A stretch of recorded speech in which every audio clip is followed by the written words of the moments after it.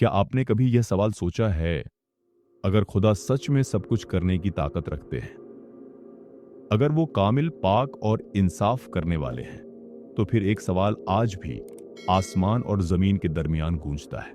शैतान अब तक जिंदा क्यों है?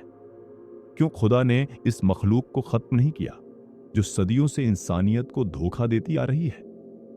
वो जो दिलों में नफरत डालता है, जंगे भड़काता है और इंसान को खुदा से दूर करने की कोशिश करता है। अगर खुदा चाहें तो सिर्फ एक हुक्म से, एक लफ्ज़ से, एक लम्हे में शैतान का वजूद खत्म हो सकता है। फिर भी वो अभी तक मौजूद है। ये सवाल सिर्फ तजस्सुस नहीं है, ये एक ऐसा राज है जिसने सदियों से आलिमों, मुफक्किरों और ईमान रखने वालों को सोचने पर मजबूर किया है। लेकिन सच ये है, इस सवाल का जवाब बाइबल की गहराइयों में छुपा हुआ है। और जब हम इसे समझते हैं तो हमें सिर्फ शैतान के बारे में नहीं, बल्कि खुदा के मंसूबे के बारे में भी एक हैरान कर देने वाली सच्चाई मालूम होती है। एक ऐसा मंसूबा जो पूरी तारीख को अपने अंदर समेटे हुए है। और शायद जब आप ये सच सुनेंगे तो आप खुदा की हिकमत को पहले से कहीं ज्यादा गहराई से समझ सकेंगे। लेकिन इस कहानी को समझने के लिए हमें बहुत पीछे जाना होगा, उस वक्त तक जब बुराई अभी दुनिया में आई भी नहीं थी, जब आसमान कामिल था और फरिश्ते खुदा की हजूरी में रहते थे। इन्हीं फरिश्तों में से एक था लूसीफर, एक ऐसा नाम जिसका मतलब था रोशनी लाने वाला। वो सिर्फ एक आम फरिश्ता नहीं था, वो खूबसूरती, हिकमत और जलाल का एक हैरान कर देने वाला शाहकार था। बाइबल उसे एक खास मकाम देती है। वो एक करूब था। वो फरिश्तों में से उन चंद मखलूकात में शामिल था जो खुदा के तख्त के सबसे करीब खड़े होते थे।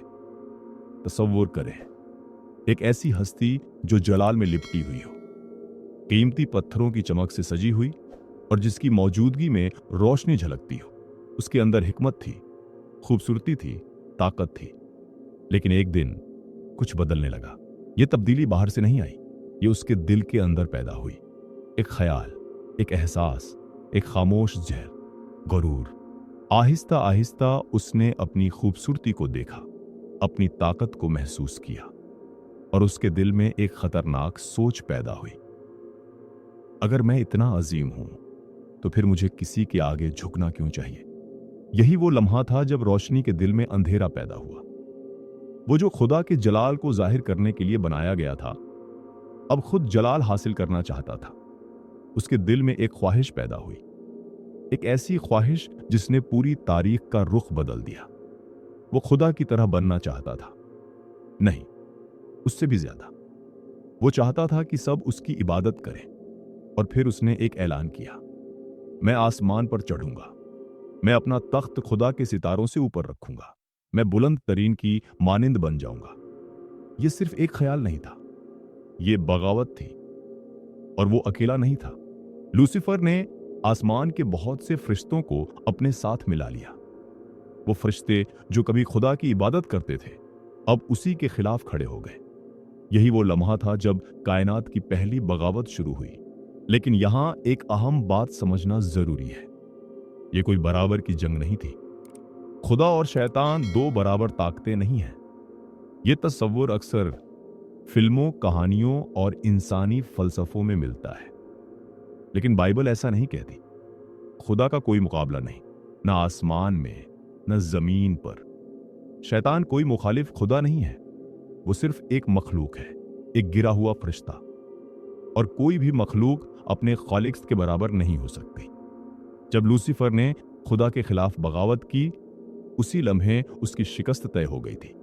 वो खुद को फातिह समझ रहा था, लेकिन हकीकत में वो पहले ही हार चुका था। उसने धोखा दिया, उसने शक पैदा किया, उसने इंसान के दिल में एक सवाल डाल दिया, क्या खुदा वाकई तुमसे मोहब्बत करता है?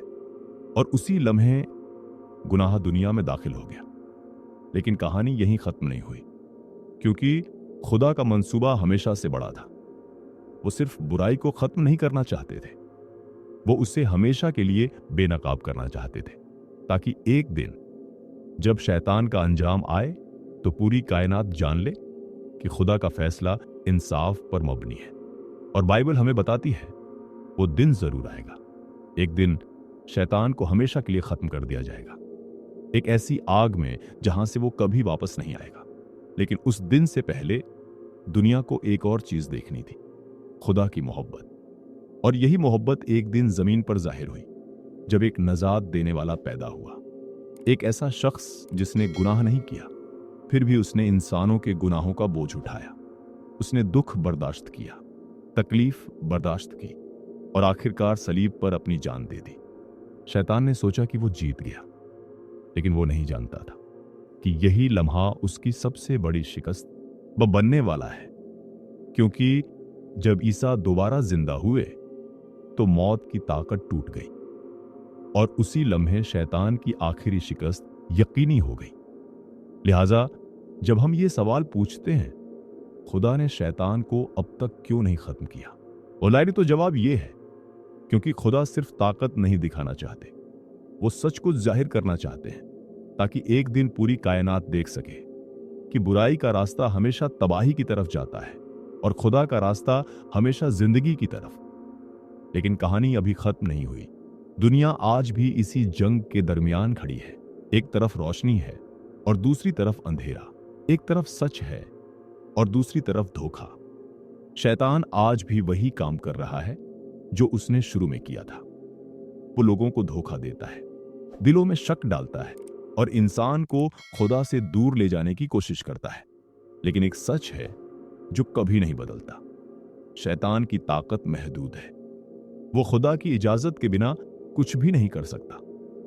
और बाइबल हमें बार बार याद दिलाती है कि उसकी ताकत आरजी है।